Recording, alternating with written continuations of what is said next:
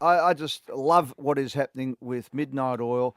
The build up to these concerts, Rosie, is just sensational. The Hanging Rock on Derby Day, on Unbelievable. Derby night, is going to be one of the See you great there. concerts of all time. Then at the Myer Music Bowl, and new tickets have been released. Yes, and a whole new show, in fact, has been announced. So Yep. a third Sydney Myer Music Bowl to add to the Melbourne shows, and there's another amazing show that will be up in the Great Barrier, or for the Great Barrier Reef. Yeah. How can we in northern confirm this? Queensland. Who can we get to confirm that there is a third Myer Music Well, Bowl on unlike sale? a Mickey Leak, we can go to the source on this occasion. And Peter Garrett joins us this Good morning Lord. on Triple M's Hot Breakfast. Good morning, Peter. Hi, Eddie. Whereabouts in the world do we find you this fine morning? I'm transiting. I'm actually at home, luckily, for a couple of nights. We're transiting between South America. We've just come down. Let me say all this again. We started in South America. I think I'm a little jet lagged, actually, Eddie, to be honest. Just arrived home, I would have thought. Yeah.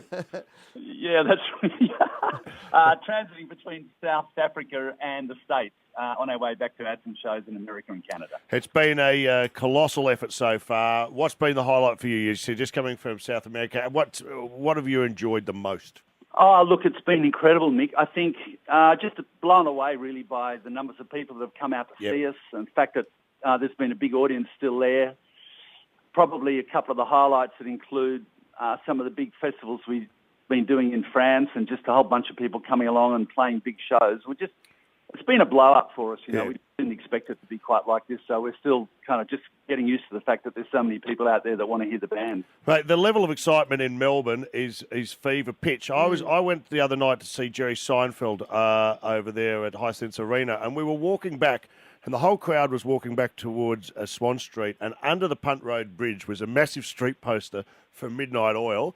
The whole crowd was banked up at those lights, and all everyone was talking about was going to see Midnight Oil at the Myer Music Bowl. So there is, I don't want to put any pressure on you, Peter, but there is an air of anticipation and expectation attached to this. Oh, mate, look, you know, we just are really, really looking forward to getting back into town and playing. And obviously Melbourne's always been a really strong town for the Oils, and the fact that we can add another date at the Bowl, hopefully blow these scalpers out of the water at the same time, gives us a great deal of pleasure. And it's been, I mean, I honestly didn't really expect us to get the kind of response that we've had, and we've been floating along a little bit, kind of just pinching ourselves. But what's pretty obvious to me is that the band has gotten onto the stage and just tried to get as much out of each night as we can. We've always tried to do that. And a whole bunch of people have come along. I guess in Trump's America, it kind of makes sense with some of the lyrics, but they've just come along and just connected with us in ways that we just didn't really expect. Well, we played US Forces the other morning, and it just staggered us that the resonance of those lyrics could have been written yesterday. It could have been written yesterday. And do you sense that there is this feeling out there again, political activism, particularly in Australia, which has really had none for 25 years with the economics of Australia going so well, that there is now a bit of a heightened sense around the world to not only activism, but your type of music again, Peter? Look, it feels like that, Eddie. I mean, I think we were surprised when we started running the songs down before we went away. We sort of thought, geez, you know, we could have written it yesterday. It feels like it's the right music for the time, even though some of the songs obviously were done a lot longer ago. Coming back from the States and Europe, the joint's in flux. You know, people are concerned about their futures.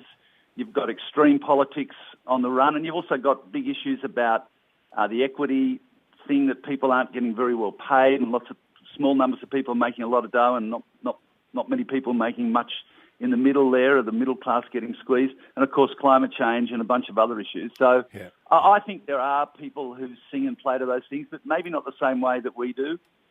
Probably not quite as loud and not necessarily as direct. Yes. And you know, when we got to the States, we said what we thought about Trump and all that, but I had to get at the end of a very long queue. You know, there were plenty of Americans giving it to him as well. There's a few coming. You know. Hey, listen, I've got to ask you as well. You say it's not a long tour, but you guys are a little older now, and I've got to ask about Rob Hurst's health. This is a very hard band to drum for. It's a flat chat, no holes barred, no prisoners taken, rocket ride to the very end. How's he holding up?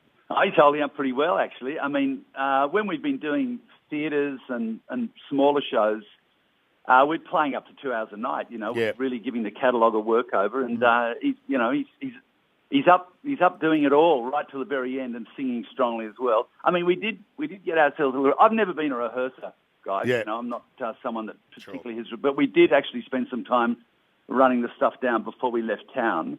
And, I think it's muscle memory, isn't it? It's just one of those things when you've done it so many times before, the amount of shows that we've played in Australia, particularly in hot and sweaty pubs, really close to people, which is how we like it. That sort of sticks to you. So, we're kicking in. We're doing okay. We're finishing the shows, put it that way. Well, you'll be match fit by the time We're still standing. You'll be match fit, Peter, because by the time you get to Australia for the first tour launch in Alice Springs on October 2, you'll have played 50 gigs in 17 countries right around the world. I have a photo in front of me, though, of the first time that you've ever played at the Czech Republic, and the people there are just going off tap. I mean, that must be quite amazing for you to go to a country for the first time at this stage of your career and just see that reaction. Yeah, I mean, we were absolutely gobsmacked. Especially that particular night. It's amazing what they've done there. They really believe in putting on cultural events. And it's a very big festival that they have, but there's not a lot of rock bands. It's kind of interesting to me. And they'd have, there'd be some metal, there'd be some dance music, there'd be sort of soul, there'd be kind of music from almost like heritage music, with lutes and lyres and these kinds of things. And then we marched on and, the place just literally erupted. And I think that perhaps it's something to do with the fact that Oil's music has got meaning as well. Perhaps it's got something to do with the fact that they know that we're going to throw ourselves at it when we get on stage. But that was an astonishing show. And I just, I went down, there's an ego ramp there, and we said, oh, God, it's got an ego ramp as well. You've got to do the whole routine, and the Oils are going, go down the ego ramp. So I got to the ego ramp. It was about 60,000 people in front of me, and aircraft lights coming at me. I turned around and looked at the Oils and went, can you believe this is happening? It really was one of those moments. Well done, mate. But apart from the festivals, you even played on the Rainbow Warrior in Rio, which would have been incredible. Oh. Look, I think we've always wanted to give a little bit of extra to the words and the music. We've gone out and done stuff. People know that.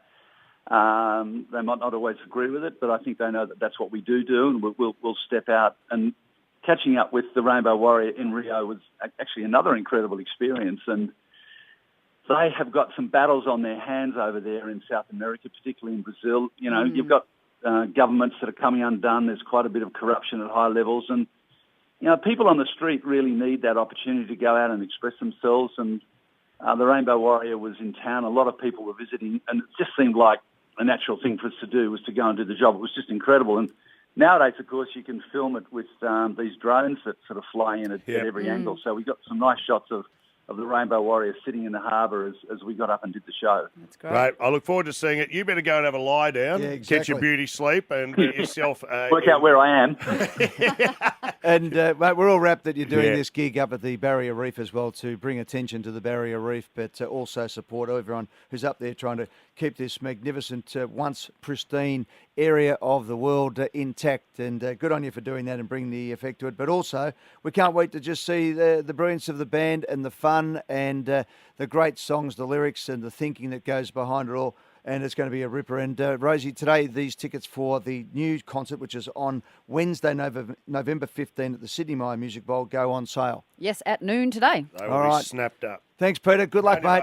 Hey, thanks very much. All the best, everybody, and look forward to seeing you down there. Good on you, mate. Peter Garrett having a little sabbatical before he goes back out on the road around the United States, around Europe and South America, back to Australia, as I mentioned, in October to get things underway. It is going to be absolutely sensational. They leave nothing in the locker room, the Oils.